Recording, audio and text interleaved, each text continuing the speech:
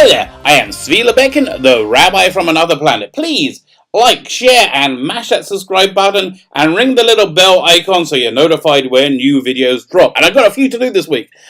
Okay, let's talk about Game of Thrones Season 8, Episode 4. I don't think it has a title yet, probably get it next few days. Firstly, my enjoyment of this episode was deeply hampered by being spoiled last night.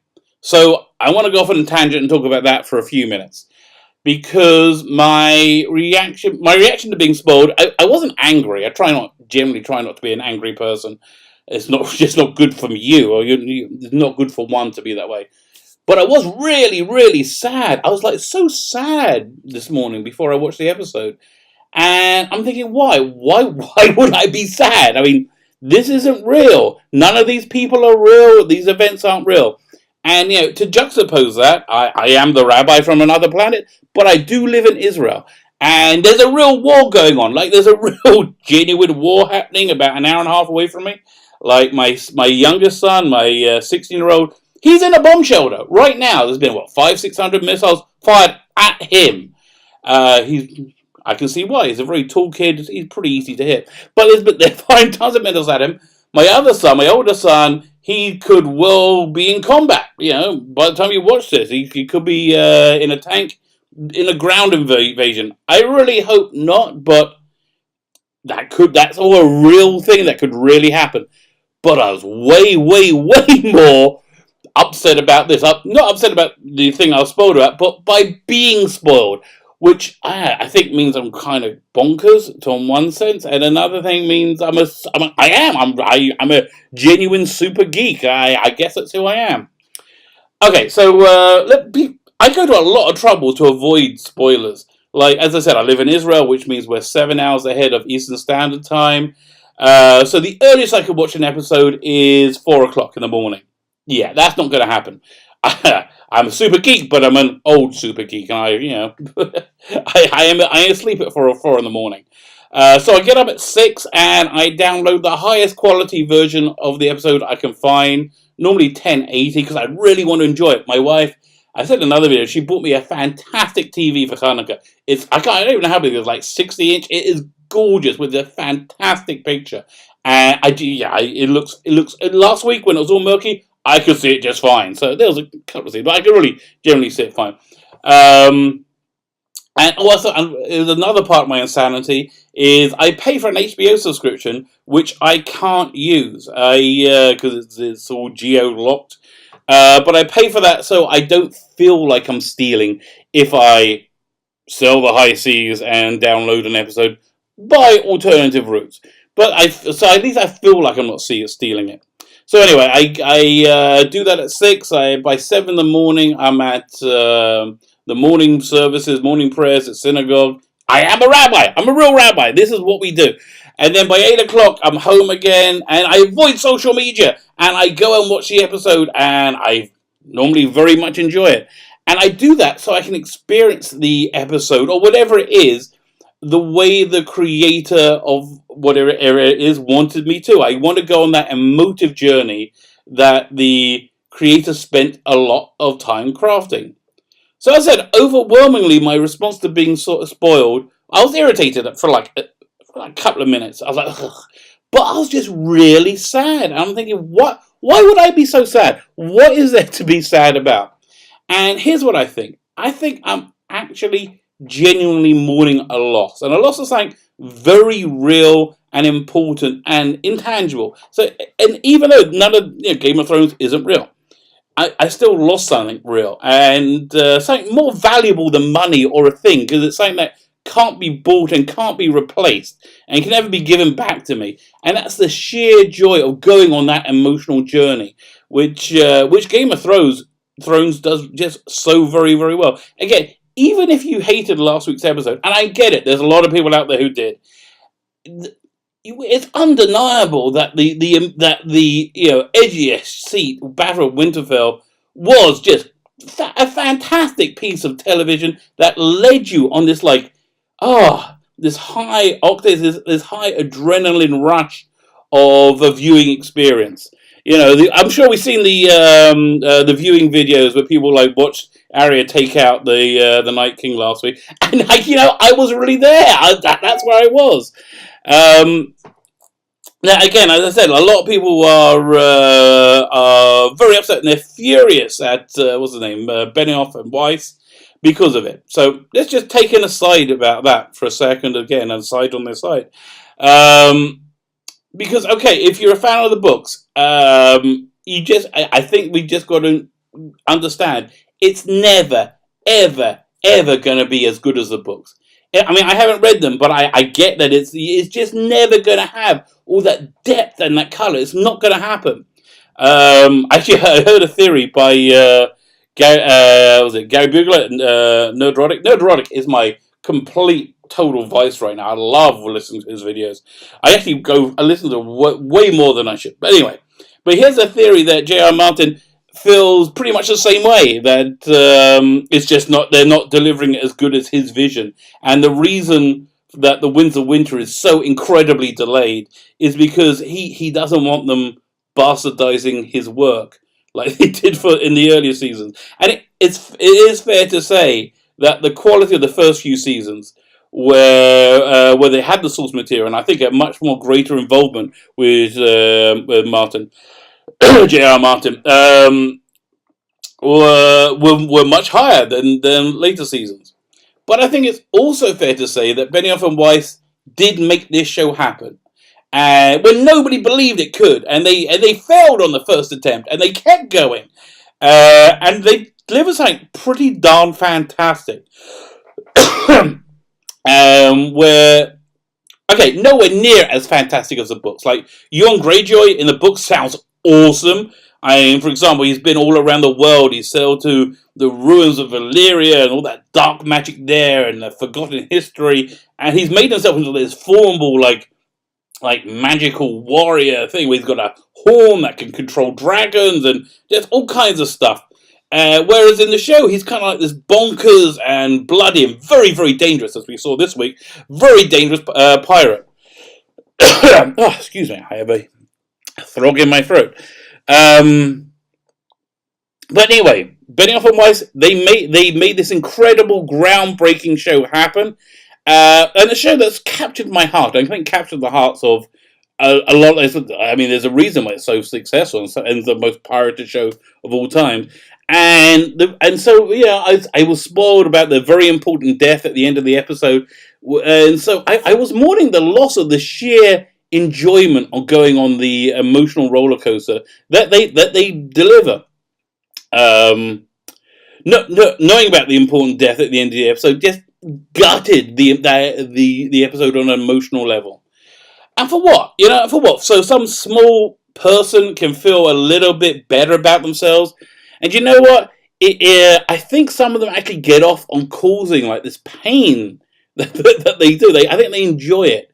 So if you're one of those people who do that, or you know somebody do that, dude, that is just no way to live. Karma may or may not come and get you. Good things happen to bad people. Let's be clear. That's what the world's like. And normally, karma does come and get you in one way or another. But ultimately, if you do this sort of thing, you will spend your life being miserable. You'll spend your life knowing that you're such a useless waste of skin, and you'll spend your life cowering and hiding from that. I really know people whose lives are miserable like that. In short, do the hard work to be a better person, and don't take these shortcuts to feel good about yourself. At the end of the day, it's the only way to get rid of that dead, aching, empty abyss that gnaws away inside you. Okay. Next thing, let's talk about where Game of Thrones is going, because who the hell knows? If the whole Night King thing is over, then I think everyone's anger and criticism is pretty well justified. I can't argue with them. I'm hoping that's not the case. And I've been reading some interesting theories online. My favorite one that really resonated with me was that the big bad is in fact going to be revealed to be the three-eyed raven. And he's the one been manipulating events all the way from the beginning. The three-eyed raven, in effect, infected Bram, and so basically Bram died under that tree, and this is now the three-eyed raven, and he's the one who's been manipulating events for centuries.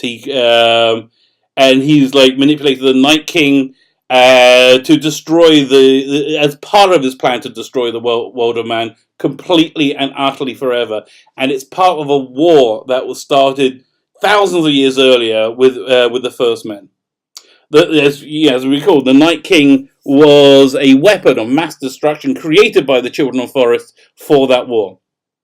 And this plays into all those ancient spiral patterns, like I think was it the first episode of the season, where it was who was it, the Umbers, where they go to the Umbers Keep and they find all the arms round in a spiral with the kid in the center. I think that's showing that there is one catalyst in the center that his actions emanate out and out and out and out, and that would make sense to me, and it would really tie into all that prehistory stuff that we kind of like brushed against gently. So if that's the case, and that's where it's going, oh my god, that sounds pretty darn awesome. I can't see the war with Cersei going 2 more episodes. Okay, so good, we're up to the episode. Let's talk about where the episode is. And things are looking pretty darn good for Cersei. I can't imagine that she's going to survive. That prophecy has been pretty much on the money so far. So come on, she's toast, and she's probably going to be toast before episode 6. Do you think she's pregnant? I do not think she's pregnant. I think it's a tool that she uses to manipulate men around her, which is why Tyrion's appeal fell on deaf ears.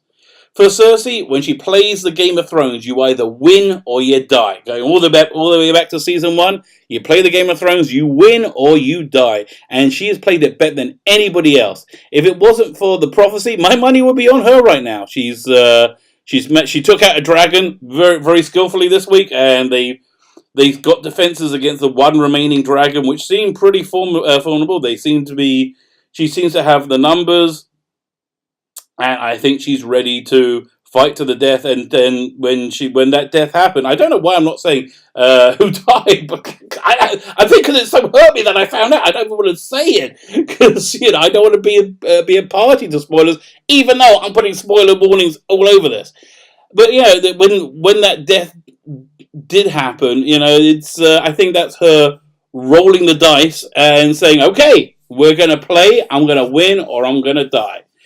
And you have to say that her battle she's playing better than anybody else, and the opposition in Jon Snow and Daenerys just been outplayed by her on every level, and they've been doing stuff really, really dumb as well. Like, why not do a little bit of reconnaissance of Dragonstone before they go there? I mean, really, like, get Bran to walk into a couple of crows and check it out. If you can't get Bran, there's going to be a walk somewhere you can do, or just use a bit of say. I mean, it's a freaking Iron Fleet. You can't hide that stuff. You can if you just go and do a little bit of looking, you might have saved your other dragon.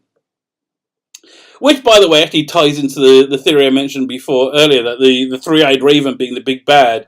When he was first told about the White Walkers, Bran, when he was recovering in season 1 from being chucked out the window of the tower, by who I can't remember the name, the nursemaid who was looking after him, she said, "Don't trust ravens. They lie." Maybe they do, because all the information we have, or lack of information, I would say we have about the Night King, comes from Bran. What if he's lying? Also, there's one final thing that I noticed. I think I saw this online, that the Night King wears a brooch underneath his, a war brooch underneath his chin, and it was exactly the same as Bran's as well. So maybe they're the same person. Again, my mind is open until I see where they're going. Maybe all the people who are upset, maybe they're right. There's a good chance they are. Normally, when I give somebody the benefit of the doubt, I'm always proved wrong. But let's just wait and see. Okay, so what else has been happening? In the trailer for next week, there's a noticeable absence of fire and fury. We see Tyrion back at Dragonstone all alone. We see Jon Snow turning up at King's Landing.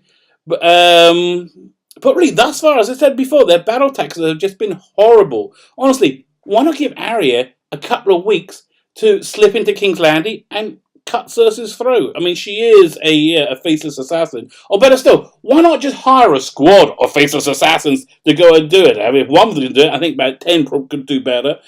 Actually, now I'm kind of surprised that Cersei hasn't hired one, like, to take out Daenerys and Jon Snow. Or for that matter, the Three-Eyed Raven. Back in season 1, he could have taken out the Night King. If it took a faceless assassin to kill the Night King, go and hire one and have them go up north and beyond the wall and do it like again in season 1. I don't I don't think they thought this one through completely. So maybe the Three-Eyed Raven is the big bad. Okay, so in closing, it was very hard to evaluate this episode because of the emotional heart being ripped out of it by spoilers. I really hope that doesn't happen next week. A good, enjoyable, and always well-crafted episode in of itself. Not as good as the books, nor ever will be. But let's just see where it's going. I am Svila Betkin, the rabbi from another planet. Please like, share, and subscribe, and let me know what you think.